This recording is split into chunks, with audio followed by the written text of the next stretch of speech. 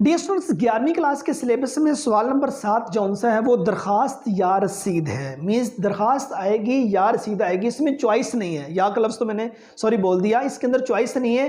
दरखास्त आएगी या रसीद आएगी, तो आपने दोनों में से एक चीज़ को हल करना होगा। नहीं गए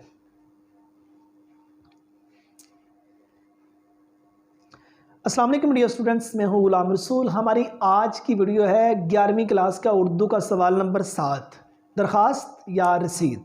डियर स्टूडेंट्स, इसमें चॉइस नहीं आती, दरखास्त लिखनी होगी या रसीद लिखनी होगी। मीन्स एक चीज़ पेपर में आएगी, ठीक है। अब पहले ये होता है कि 70% चांस होते थे दरखास्त के आने के और 30% चांस होते थे रसीद के। लेकिन अब 50-50 है। आपको दरखास्तें भी याद करनी होंगी, आपको रसीदें भी याद करनी होंगी। अगर हम दरखास्त की बात करें तो ये 10 नंबर का सवाल है। इसको 20 मिनट में हमने हल करना है। टाइम इसके लिए 20 मिनट, और एक सफ़ा मिनिमम इसकी लेंथ होनी चाहिए और मैक्सिमम 1.5 से 2 सफ़ा लेंथ, इससे ज़्यादा ना लिखें। तो हम अगर बात करें आज की वीडियो में चंद अहम दरखास्तें जिनको अगर आप अच्छी तरह से याद कर लेते हैं तो बोर्ड में आपके अच्छे नंबर आ जाएंगे डियर स्टूडेंट्स।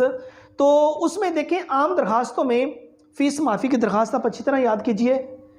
दरखास्त दोबारा दाखिला, चेयरमैन बोर्ड के नाम, सनद के अजरा के लिए दरखास्त है, इलाके की सफाई के लिए दरखास्त है, वबाई अमराज का खात्मा इसके लिए दरखास्त है, और उसके बाद डाक की नाकस तकसीम इसके बारे में दरखास्त है। ये तकरीबन आपके पास 1 2 3 4 5 6 ये 6 दरखास्तें, इसको आप अच्छी तरह याद कर लेती हैं। नहायत अहम दरखास्तें आपको बता दी, तो उम्मीद है इंशाल्लाह बोर्ड में इनमें से 6 में से एक दरखास्त आ जाएगी इंशाल्लाह। तो इन 6 दरखास्तों को अच्छी तरह से याद कीजिए, कटिंग से अवॉइड कीजिए, ठीक है ना। मार्कर का इस्तेमाल कीजिए और पेन का इस्तेमाल कीजिए, या जेल पेन का इस्तेमाल करते हुए आप दरखास्तों को लिखिए।